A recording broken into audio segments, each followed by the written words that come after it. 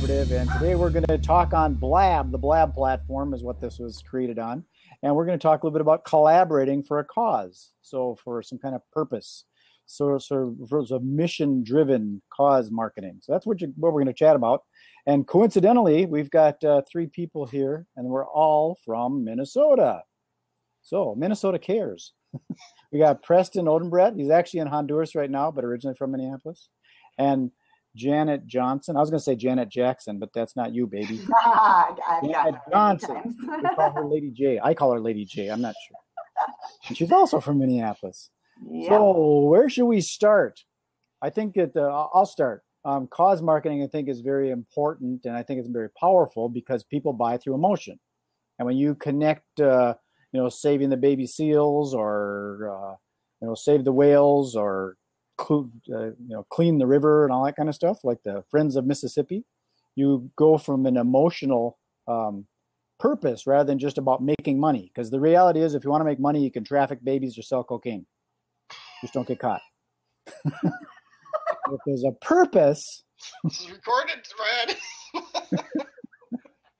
Not that I do that, but I'm just saying that it's a business, but it's not a good business, not a legitimate business. It's a people do it. Isn't marijuana legal in the United States now? It's in Colorado.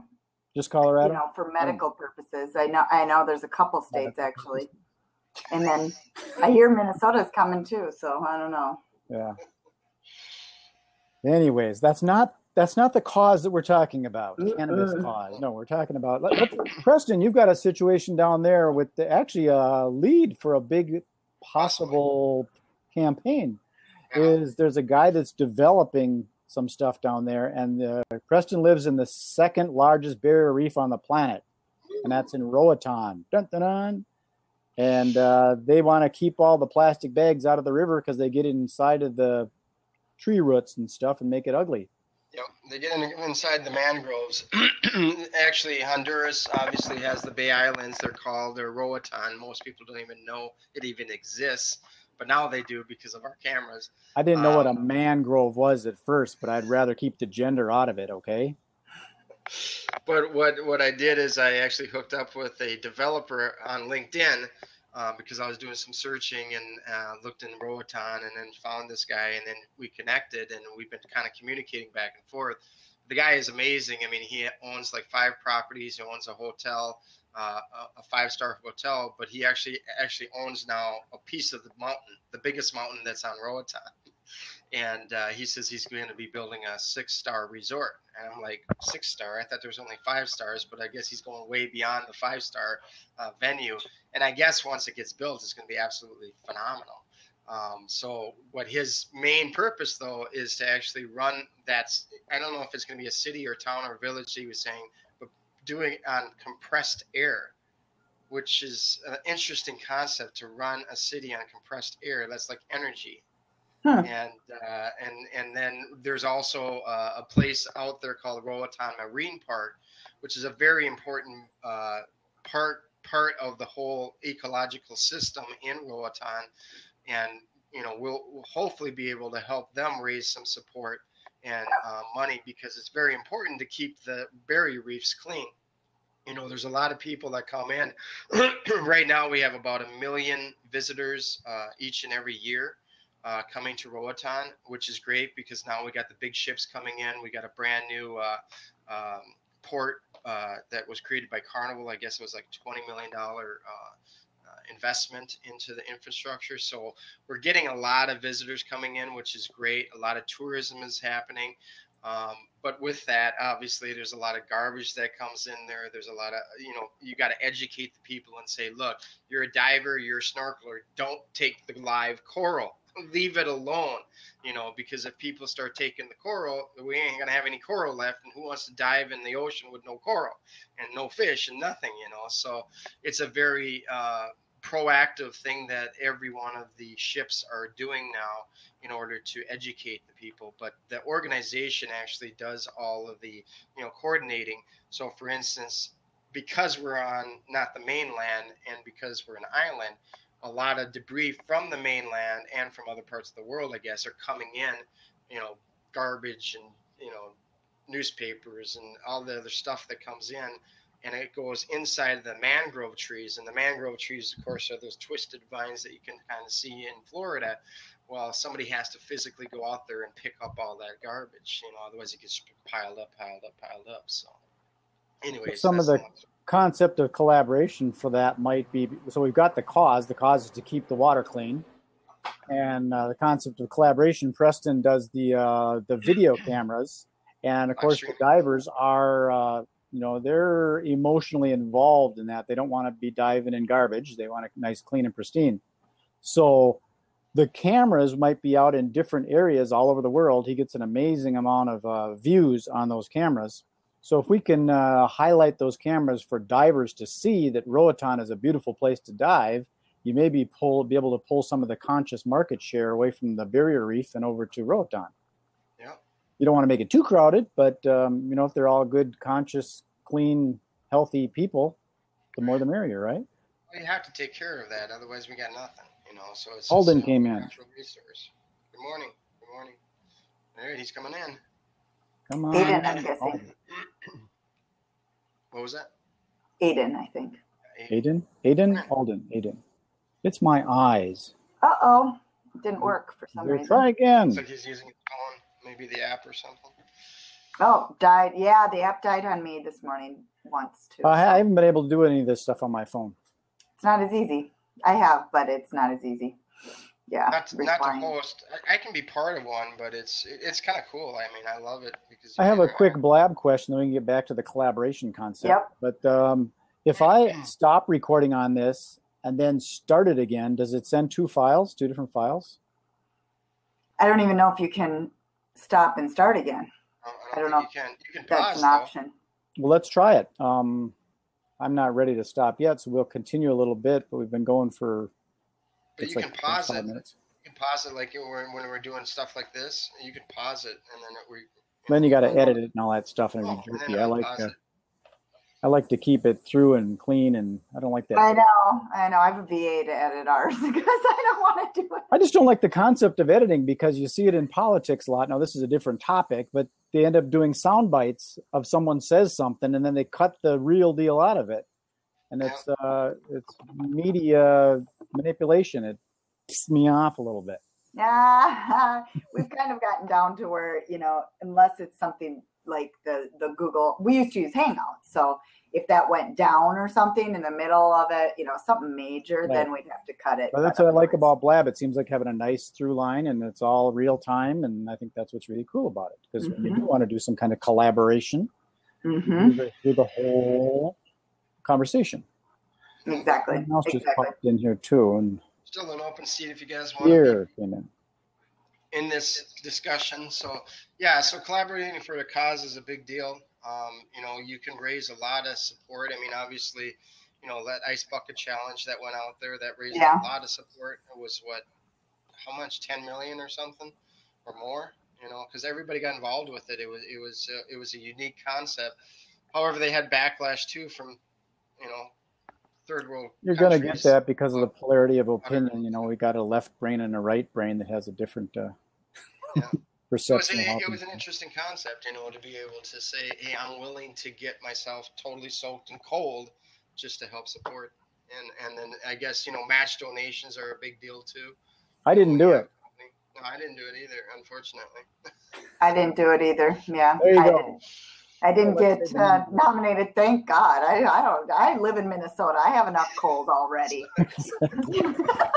Sorry. 8 months out of 12. Geez. So, Janet, are there any causes that you're? I'm taking on a client we have started that actually has those wind turbines. They're trying to get into Montana right now, and we're starting a marketing campaign using a lot of video and social to basically they need to get the government on their side, and then they also have to get investors too. And they were turned down the first time, so now they had to kind of change the way they're doing things. But this is something they've done in other states. It's just they're having a harder time in Montana. I think Blab would be a good platform to be able to start doing that, and you get people on talking about wind energy and the pros and cons, and you start getting them attention. You know, we started this campaign before, you know, we made the plan and have it all kind of set up, and before Blab even came along. So, you know, it's something to, you know, we might have to shift off, because I do agree that we could do some things. Maybe you could do the ALS thing and do the air bucket challenge where you dump a bucket of cold air over your head.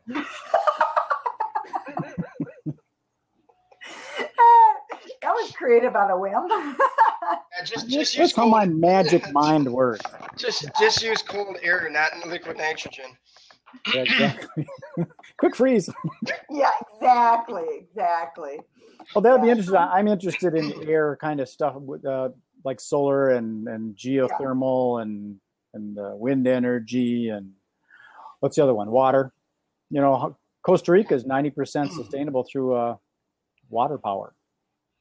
Wow, that's pretty good. I want to learn more about this compressed air too. I'm like, how do you? That is interesting. Create energy out of compressed air. Well, I think you just keep on compressing it. The air is everywhere. You just keep on bringing it in, using water to pump it and compress it, and then you use that as a constant to drive maybe motors and things that turn generators. Well, that's what I think he's thinking. So it's almost like water. When water goes over a dam, it continually runs. Exactly, but it's not as messy. It's just air. When it leaks, it doesn't really do much other than go back into the atmosphere. I love that kind of stuff. We don't have any more rain, though. He's taken all of the air, and basically we have no more clouds. No. Yeah, I don't know what kind of technology. You know, just like ethanol. I don't know. Just like ethanol. What's ethanol doing? It's great because you get it from corn, right? But then out of that, you know, certain things happen because of it. So, anyways. There's always a cause and effect. Yeah, always. So what do you? That's what they say with some of these. I mean, not to be too controversial, but the windmill thingies, they're saying that birds run into them and it kills the birds. Oh my God! Exactly. Well, you know, Minnesota, we got a whole bunch of those up by St. Cloud, right, Janet? Those windmills. Mm-hmm. Or those. Yeah, there is a bunch of those. Yeah. Because NSP is using it to do some energy, right? You know, I might have a possible lead for you, and I can't remember who it is, but it's the guy that had the boat company up there in Minneapolis, Minnesota. What boat company? There's a lot of boats. I don't think of which one it was. We got lots of boats. But he was smart because they were the carbon fiber. And what he did, because they were doing the boats, when all of a sudden the wind energy came in, and he retooled and he started making the carbon fiber blades for those things. Wind things, huh? Okay. Oh. That was Ayacoca? Minnetonka area. I kind of have a feeling I know who you're talking about, but I'm not positive. Also, I mean, he's a pretty savvy marketer. I heard that he, with all the floods that happen every year in the Minnesota River, what he did was he grabbed a whole bunch of those bags that they use for sandbagging. So they're very light to ship. It's something that they need every single year. Mm-hmm.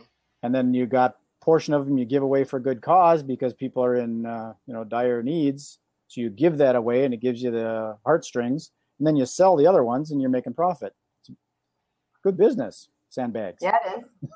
Sandbagging, yeah. It's the same guy, I think. Well, on the river, I mean, it happens every year. I think they need it on the river. So, yeah, that's definitely. You know, I'm thinking about the collaborating for a cause, you know, that can go on the negative side, too, if you think about it. What's the thing that happened recently that went viral about a dentist? Yeah. That was the lion, you know, that was a cause that people got so passionate about, but in a way they went over the top about it, and you know, about the killing of the lion and all that. So, you know, and that's a whole controversial thing too that I kind of avoided. Well, it depends on what the cause is. Yeah. Well, the cause on their end is, you know, stop this hunting for trophies. So they ruined the person's life because they were concerned about the lion. Mm-hmm, mm-hmm. Exactly. More concerned about lions than life. Which but you kind of wonder, is that negative? Because from their point of view, good for us. We got rid of that guy that kills lions and we'll have more lions. And then from a human point of view, it's like, God, the guy, what about my teeth? I got to get my teeth fixed. Now he's gone. Mm-hmm. Lions don't need dentists, do they?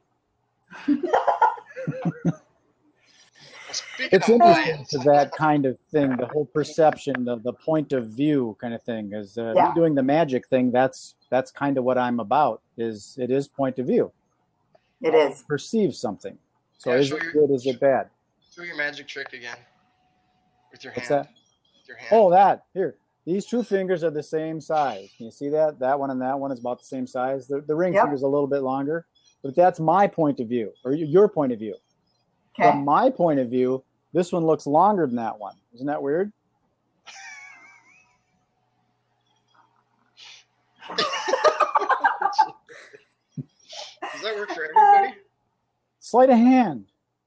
But it is all point of view. I mean, a person can look like, a lot of people ask me, like, how does that work as far as magic?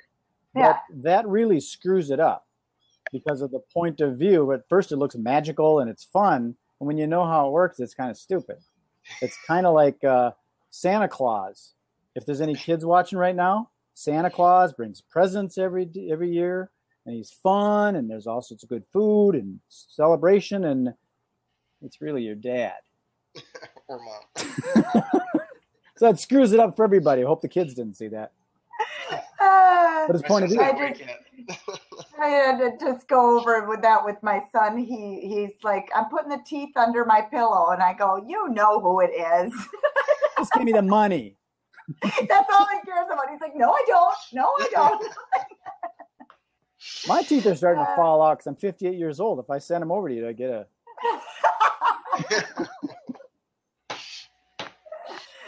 Then there's a question about how much you pay for that tooth. My wife pays way too much for my son's tooth, and I'm like, what are you doing? What are you doing? But with him, he has a condition. So I'm going to end the recording of this. I'm going to end the recording of this so it doesn't get too long. So if I do upload it, it'll take forever. So, and then we can continue to keep the conversation going for people that come in. So appreciate anybody watching here on Synergy Cafe, Synergy Collaborative, and thank you, Janet Johnson, for being here from Minneapolis. You got a little hashtag behind you. See it? That's kind of cool.